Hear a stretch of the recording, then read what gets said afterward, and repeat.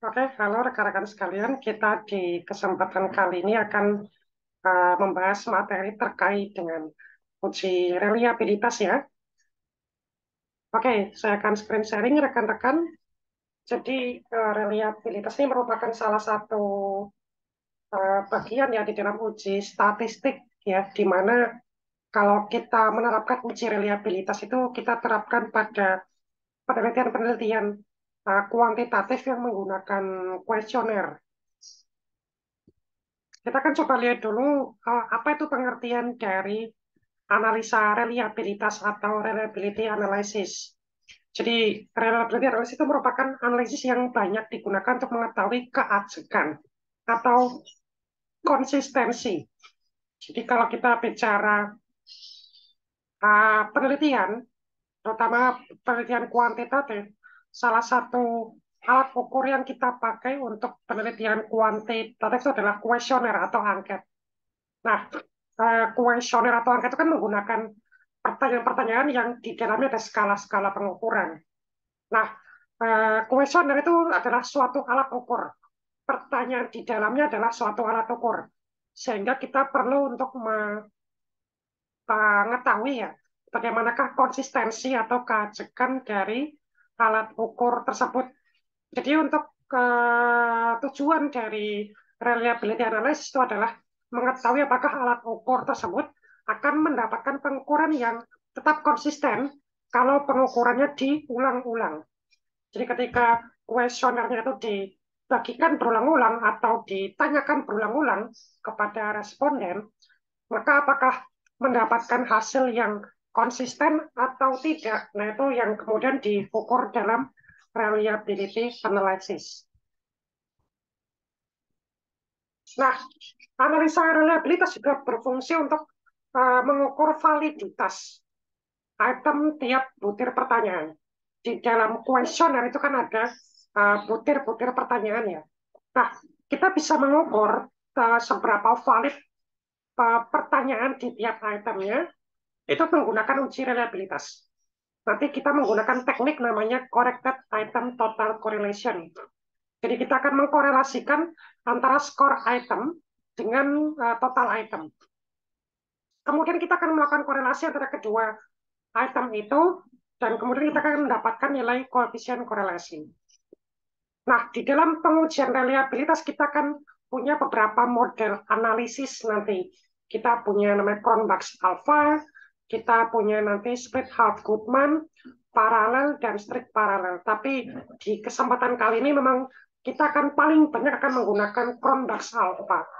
Mungkin nanti sedikit saya akan membahas terkait dengan Goodman ya, tapi memang yang paling banyak dipakai dan dipraktekkan kita akan menggunakan Cronbach's Alpha.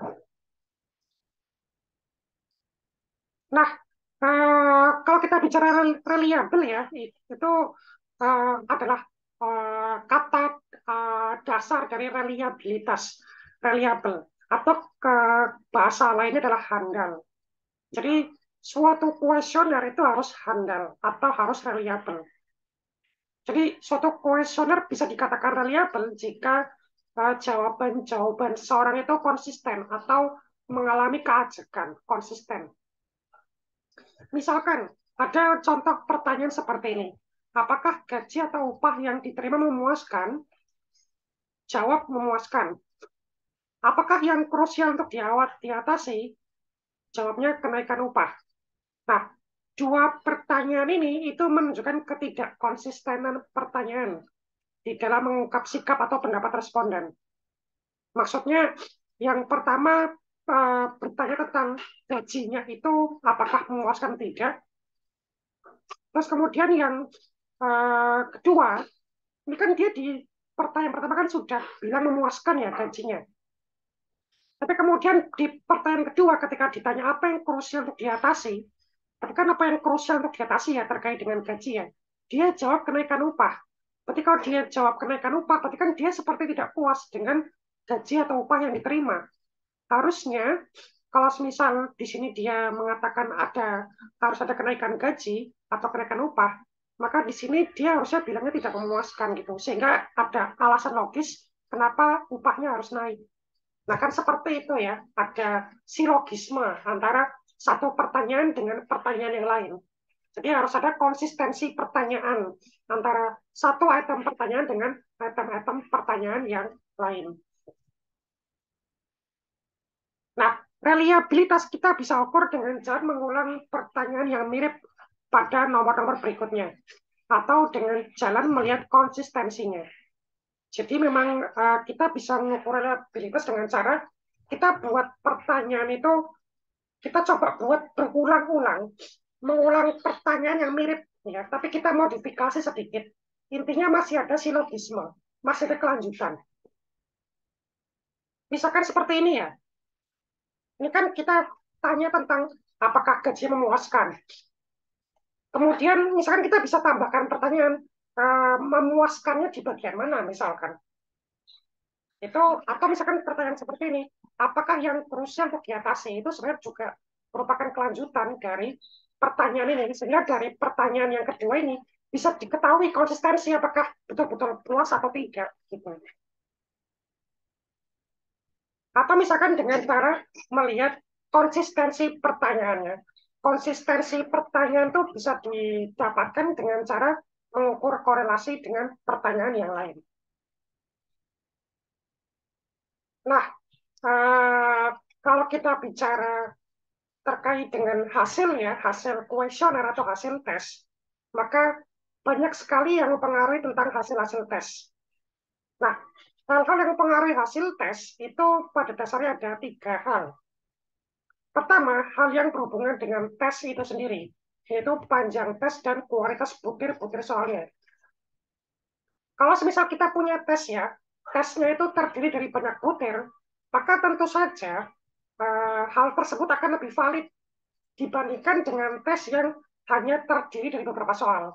Jadi kalau semakin banyak soal yang diteskan atau diujikan, maka eh, tingkat validitas dari tes itu akan makin besar atau makin valid. Nah, tinggi rendahnya validitas menunjukkan tinggi rendahnya reliabilitas tes. Maka semakin panjang tes, maka reliabilitasnya itu akan semakin tinggi. Nah, untuk menghitung reliabilitas itu rumusnya berhubungan dengan banyaknya butir soal di dalam tes. Nah, nanti kita punya rumus yang disebut dengan rumus Spearman and Brown. Ya, Spearman Brown. Itu rumus yang dipakai untuk menguji hubungan ya antara banyaknya butir soal dalam tes dengan reliabilitas. Jadi pada rumus Spearman Brown ini kita akan menggunakan parameter berupa banyaknya butir soal di dalam suatu tes atau suatu kuesioner atau mungkin suatu angket. Nah, misalkan ini rumusnya ya untuk Spearman Brown, RNN sama dengan NR dibagi 1 plus dalam kurung N dikurangi 1 dikali R. Di mana di sini RNN itu merupakan besarnya koefisien reliabilitas sesudah tes tersebut ditambah butir soal yang baru. Nah, N sendiri itu merupakan berapa kali butir-butir soal itu ditambah. Jadi kalau soal-soal itu semakin banyak penambahan ya, berapa kali kan berarti semakin banyak penambahan, maka akan semakin reliable. Karena kalau kita lihat ini antara berapa kali butir soal ditambah dengan besarnya koefisien reliabilitas itu berbanding lurus. Tapi semakin banyak penambahan butir soal, maka koefisien reliabilitas akan makin besar. Di sini R itu merupakan besarnya koefisien reliabilitas sebelum butir-butir soalnya ditambah. Jadi ini adalah koefisien sebelum ditambah. Kalau RMN itu adalah koefisien reliabilitas sesudah ditambahkan butir-butir soal yang baru. Contoh di sini ada soalnya. Suatu tes terdiri atas 40 butir soal. Mempunyai koefisien reliabilitas 0,70. Kemudian butir-butir soal itu ditambah menjadi 60 butir soal. Maka berapakah koefisien reliabilitas yang baru? Jadi ada 40 soal ya awalnya dengan koefisien reliabilitas 0,7. Nah, kemudian soalnya ditambah menjadi 60 butir. Maka berapakah koefisien yang baru? Tinggal kita masukkan ke rumus ya. Maka kalau kita lihat reliabilitas awal itu kan adalah R ya, 0,70. Terus kemudian kalau kita lihat di situ ya, N, N itu kan adalah berapa kali butir-butir soal itu ditambah. Nah, untuk mendapatkan N ini, kita membagi antara butir soal yang baru dibagi dengan butir soal yang lama. Jadi 60 butir soal dibagi 40, atau 6 bagi 4 ya. 6 bagi 4 itu adalah 1,5. Maka N-nya 1,5. Berarti ada 1,5 kali penambahan butir soal. Karena yang tadinya 40, kemudian jadi 60. Jadi N-nya 1,5. Ya, kita masukkan ya N-nya sekian, R-nya sekian. Ini N-nya juga 1,5 dimasukkan. R-nya 0,7 ya. Dimasukkan ke rumus, dihitung akan ketemu 0,79. Jadi kalau kita lihat nilai koefisien reliabilitas yang baru itu sebesar 0,79. Yang tadinya 0,70 ya. Sehingga kalau kita lihat ada peningkatan ya, peningkatan reliabilitas dari 0,70 menjadi 0,79. Berarti ada peningkatan reliabilitas sebesar 0,09. Itu peningkatan atau perbesaran koefisien reliabilitas. Nah, ini kan kalau kita lihat reliabilitasnya kan bertambah ya, bertambah. Akan tetapi terkadang penambahan butir-butir soal tes itu tidak berarti. Bahkan ada kalanya merugikan. Apa sebabnya? Yang pertama, sampai pada batas tertentu, penambahan banyaknya butir soal sudah tidak lagi menambah tinggi reliabilitas tes. Nah, Reimers and Gage itu menggambarkan antara penambahan butir soal dan reliabilitas sebagai berikut. Jadi menurut Reimers and Gage ya, dia menggambarkan hubungan antara penambahan butir soal dengan koefisien reliabilitas. Jadi kalau kita lihat kalau penambahan butir soalnya semakin banyak, maka koefisiennya semakin meningkat. Tapi kalau kita lihat penambahan koefisien yang makin kecil, karena kalau kita lihat grafiknya itu makin makin mendekati horizontal. Jadi ada pada batas tertentu ya ketika penambahan butir soal mencapai 300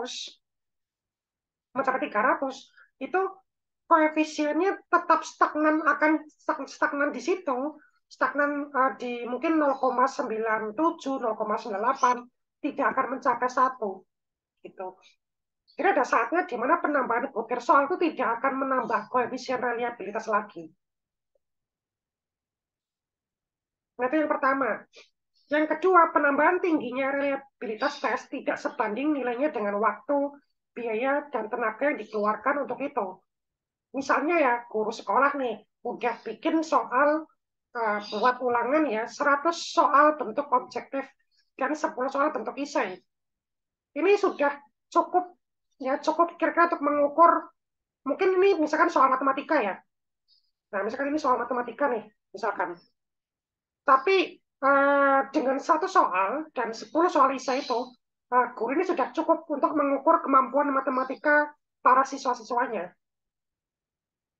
Kalau misalnya dia ingin menambah butir-butir soal menjadi hanya 200, menjadi 200 ya untuk soal objektif dan 20 untuk soal esai, maka hal ini akan menambah waktu ya, mungkin karena dia harus bikin soal lagi, menambah biaya, mungkin dia perlu beli buku lagi buat sumber referensinya, atau juga tenaga saja. Dan tidak akan mendapatkan keuntungan apa-apa, karena sebenarnya dari 100 soal objektif dan 10 soal esai sudah cukup untuk mengukur kemampuan matematika para siswa-siswinya. Jadi terkadang menambah soal tidak memberikan keuntungan apapun. Sementara kalau kita bicara kualitas soal, kualitas butir-butir soal itu sebenarnya berkaitan dengan jelas tidaknya rumusan soal. Karena terkadang soal itu ada yang jelas dan tidak, gitu. Ada yang betul-betul pertanyaannya bisa mengukur kemampuan dan juga yang tidak. Kemudian baik tidaknya pengarahan soal kepada jawaban, sehingga tidak menimbulkan salah jawab. Jadi soal itu kan mengarahkan ke jawaban gitu ya. Ada terkadang pengarahan jawaban itu tidak jelas juga.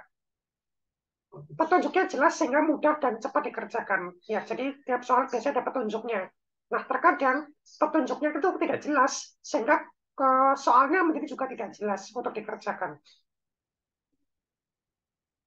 Nah, kemudian ada juga terkait dengan kualitas pertanyaan ya, itu ada kaitannya dengan tercoba atau testing atau orang yang dicoba atau ya dalam konteks ini adalah siswa-siswi yang diberikan ulangan atau misalkan responden yang diberikan kuesioner. Suatu tes yang dicobakan kepada kelompok yang terdiri dari banyak siswa akan mencerminkan keragaman hasil yang menggambarkan besar kecilnya reliabilitas tes. Tes yang dicobakan kepada bukan kelompok terpilih akan menunjukkan reliabilitas yang lebih besar daripada yang dicobakan kepada kelompok tertentu yang dia diambil secara terpilih. Atau juga kemudian kualitasnya berkaitan dengan penyelenggaraan tes. Jadi faktor-faktor penyelenggaraan tes ini bersifat sangat administratif dan dia itu bisa berpengaruh pada hasil tesnya. Misalkan ya, ini misalkan kalau misalkan ada prosedur sebelum memberikan tes, misalkan eh, apa namanya eh, dalam penyelenggaraan itu eh, kan gini, misalkan sebelum tes itu dikerjakan, seharusnya kan penyelenggaranya kan membuat suasana itu tenang ya, tenang supaya siap menghadapi tes. Dan di dalam eh, ketenangan itu kemudian penyelenggaraan itu tidak akan banyak terdapat pertanyaan. Nah, seperti ini itu sebenarnya akan berpengaruh pada hasil tes. Atau misalkan ketertiban pengawas itu kan akan mempengaruhi hasil yang diberikan oleh siswa terhadap tes. Maka kalau semisal pengawas itu terlalu ketat misalkan, maka biasanya akan membuat siswa terlalu jengkel.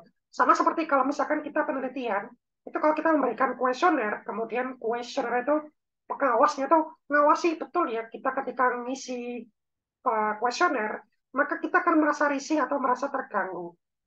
Jadi tidak leluasa dalam mengerjakan tes atau tidak leluasa dalam mengisi jawaban di kuesioner. Termasuk misalkan suasana lingkungan dan tempat tes. Misalkan duduknya apakah teratur tidak, suasana di sekitar ramai atau tidak, itu akan mempengaruhi hasil tes. Jadi hal-hal tersebut secara kualitatif itu pada dasarnya akan mempengaruhi reliabilitas dari soal tes ya, meskipun kita mungkin tidak terlalu bisa mengukur mengukur secara langsung ya parameter-parameter atau variabel itu, tapi hal tersebut mempengaruhi hasil tes dan juga mempengaruhi reliabilitas. Oke, itu rekan-rekan terkait dengan pengantar pengantar uji reliabilitas ya. Terima kasih atas waktu yang diberikan. Mungkin kita di kesempatan berikutnya kita akan membahas terkait dengan metode-metode atau cara untuk menentukan reliabilitas. Terima kasih.